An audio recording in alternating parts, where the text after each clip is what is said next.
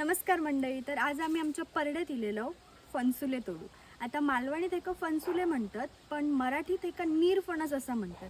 तर तुमका पण दाखवते की हे फणसुले आम्ही झाडावरनं कसे काढले होते. चला.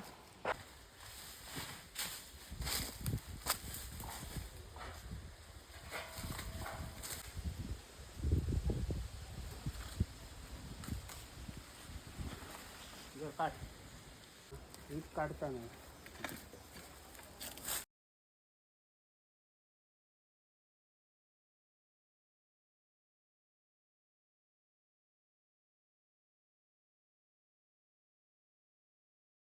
तर हाताक लागणारे 4-5 फणसुले गावलेत. बाकीचे वर होते त्यामुळे ते काय काढूक जमत नाही. तर आता ह्या फणसुल्याची आपण कापा कशी करायची ता बघूया.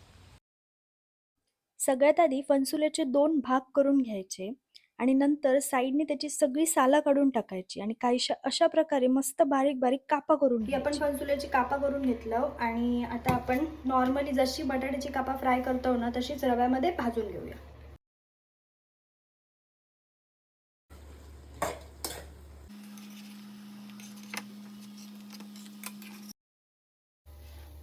गरम गरम फणसुल्याची कापा तयार असत.